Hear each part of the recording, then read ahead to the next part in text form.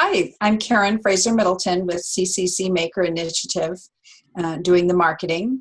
And I'm here with Ronnie Roper, who's the UX designer for iTool. And this video is about inserting photos into your blog posts so that you can have photos in the blog posts that you create for your college makerspace that's going on the CCC Maker website. So we're going to be covering the file type, how you can insert your photos in the text of your blog post, and then if you do an event and you have quite a few photos, you might want to create a gallery. So I'm going to let Ronnie take over the screen and show you some of the specifics. All right, so since this is specifically about adding images into the blog post, then I'm not going to cover how to make a new post or anything like that. If this looks a little foreign to you, then maybe you should go back and look at the creating a new post video. That way everything, the interface in here will look more familiar to you. So we're jumping off of the fact that you've already created a post, you've entered some text in, you have your title, and now you want to add an image, let's say after this paragraph. So it's pretty simple and straightforward. Once you do it, once or twice, then you'll get the hang of it. And I usually put my cursor in where I want the image to go first off. So I'll go ahead and hit return or enter. And then I want to click on this add media button. So as soon as I do that, it's going to open the media library, and I have access to all of the images that have been uploaded on the website, which can be beneficial, but other times it can be a little daunting. So if you've already uploaded images to this particular post before, there is a way to filter. For example, we're going to cover gallery. If I've uploaded multiple images already to this particular post, and maybe I'm adding more images because now I've saved this post, and maybe I've gone and taken more images, and I want to go back and edit this post and upload more images. That would be a scenario where you could just say uploaded to this post, and right now there's nothing uploaded to this post, but if there was, then I would just see the images that are in here. I could select those ones, or I could upload more images in here as well. So what I'm going to do is just filter by only images, and I don't have anything that I previously saved here.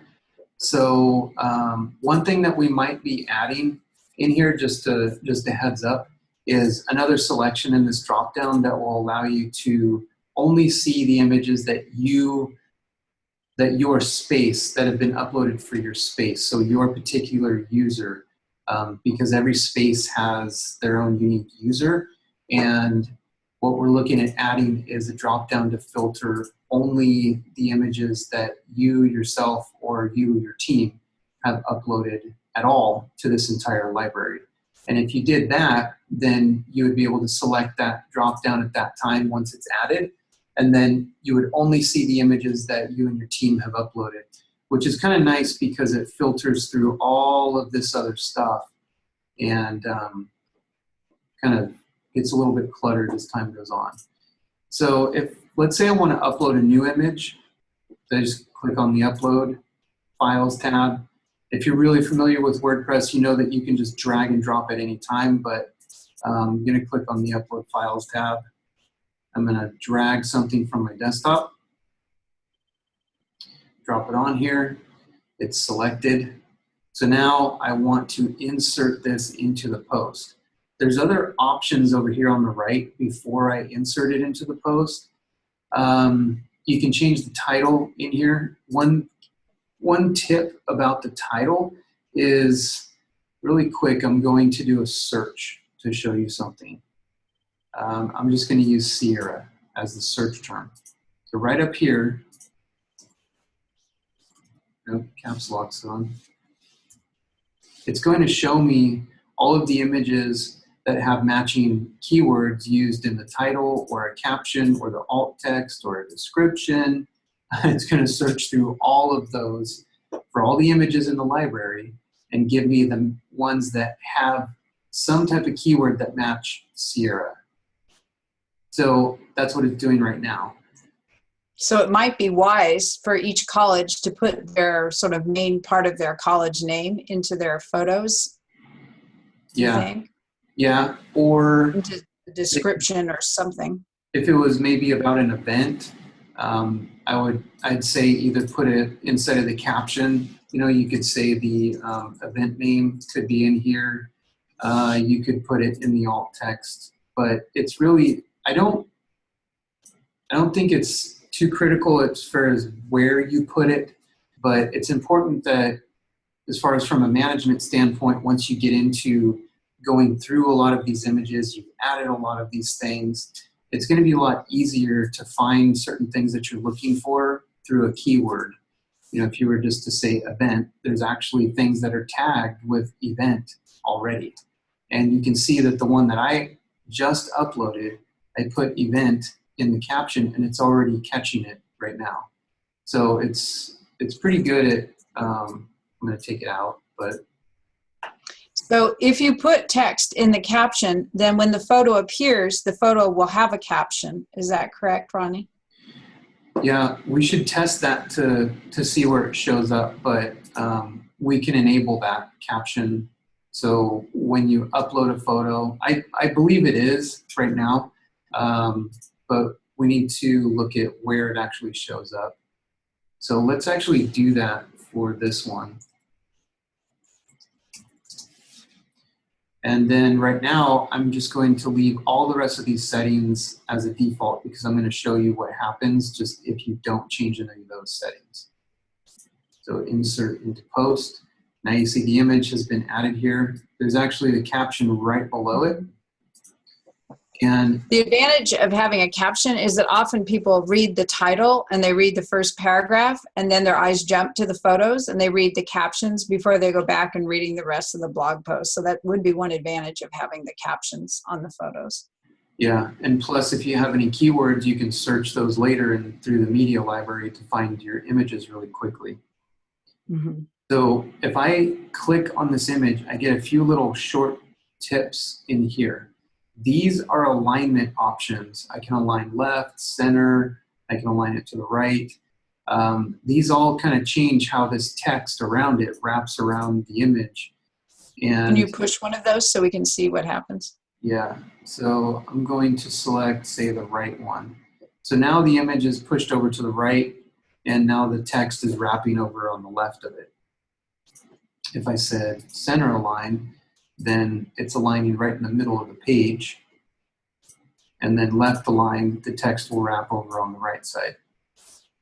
If I So for mobile purposes, Ronnie, are there any tips about where the photo should be? Because when it's on mobile and it's getting sort of squeezed, what happens with the photo? Does it matter with the alignment? Yeah, with mobile, this will actually show up more centered. This text will show, it'll break below the photo. So it'll get pushed down below the photo because on mobile, you're only working with a single column. So you really don't have too much width, which is the reason that the text drops below the image. And let's preview this really quick. So this preview button opens up a new window and it shows me my post. And you can see here, here's our image, here's our caption, and then here's the text that's wrapping around the right side. If I was to quickly change this to the right alignment and preview that, again, preview is, it is what it is. It's previewing it, it's not saving it.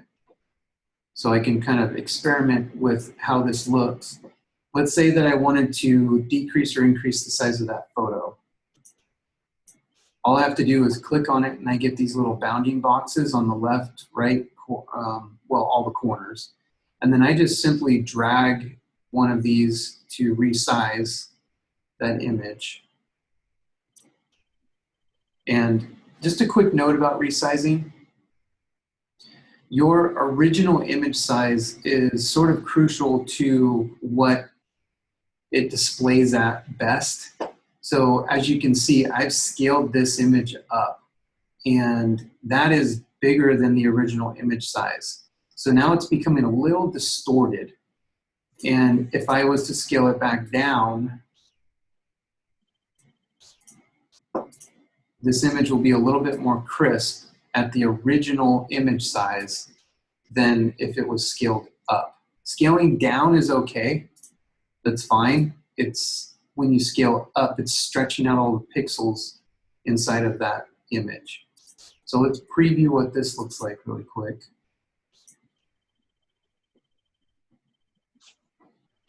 And so now you'll see that it's become a little bit fuzzy, but it is bigger and it's justified right still. So let's say that I wanted to delete this image. Actually, before I do that, let's click on this little pencil icon to open up a dialog box that gives me more settings for this image. So again, I can change the caption. The alternative text is something that shows up for like readers when somebody has what is it, the readers in browsers that'll read off the text what an image is for the, what's it called now, it's blank. I'm totally blanking on it right now, but there's additional attributes for each image if you wanted to change those. Honestly, these really don't, I wouldn't go into these much because there's really no need to. The only thing you really need to know is how to insert this image, how to resize it, and please, like, for image quality's sake, don't resize it past the original size. And then how do I align this image? And you know what? I don't like this image anymore. I want to delete it. So I just hit the X and it's deleted.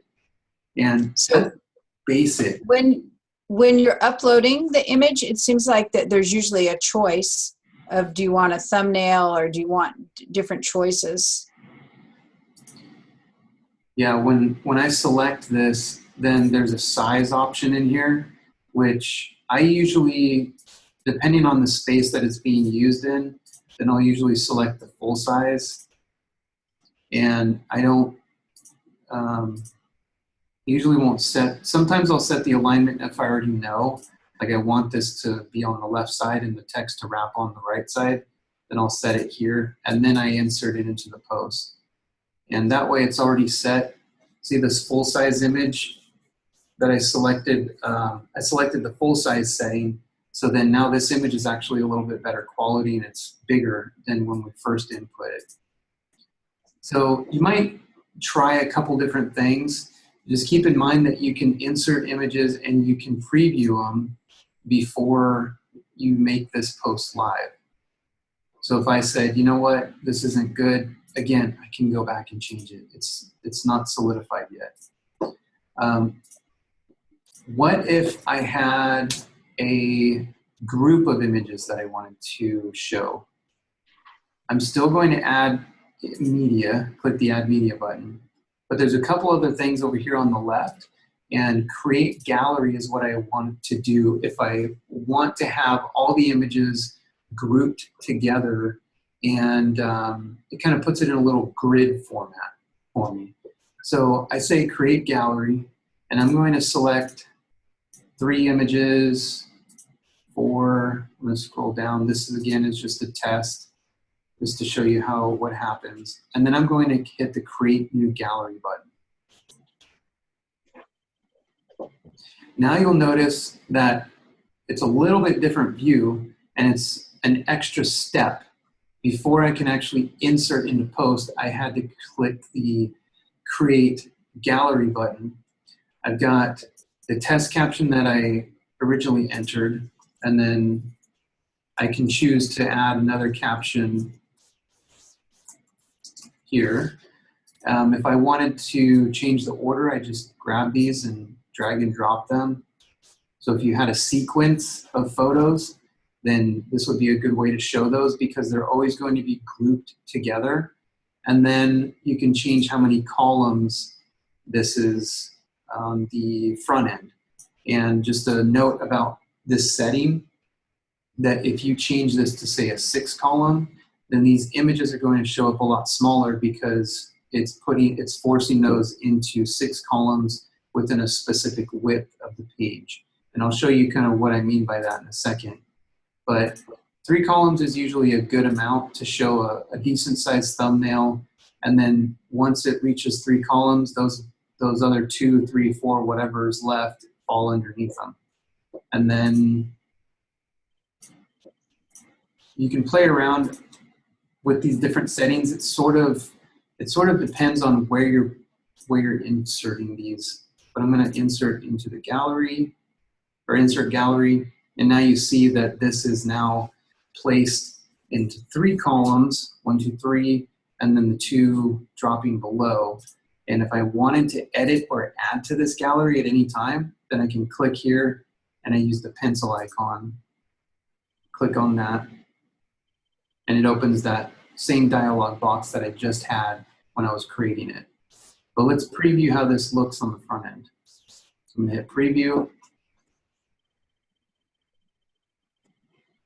And then now you see that there's these 3, I must have it like left aligned or something, but it's, this text is wrapping in here. But essentially you get the gist of it, that the fact is these images are part of a gallery. They stay grouped together.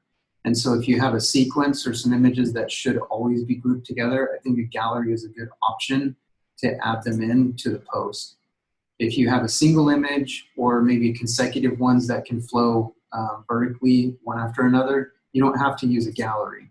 You can just insert one image after another, after another, after another.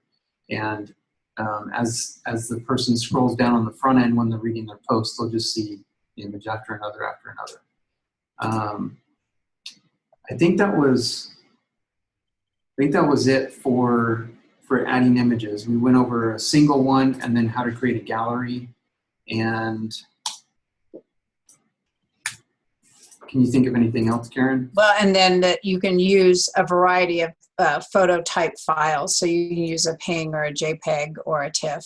Any of those can easily be uploaded. And you can just push the add media and then find the photograph on your computer and then load it up into this. So it's pretty fast and easy. We've been demonstrating dropping files, but you can also click that select files, and then it will just like help, you go through your computer and you can find wherever you've got your photographs. Yeah. So it's pretty intuitive and easy to do. And photographs really add a lot to an article, so I definitely recommend taking photographs. It's also good for other purposes like social media. So you should definitely take some photos to go with each blog post. Yeah, that's a good point. All right, so the next one we'll go through is, what does this button, add YouTube video, do? We'll have another video that goes over that. So look for that one next. Okay, great. Thanks, Ronnie. Thank you.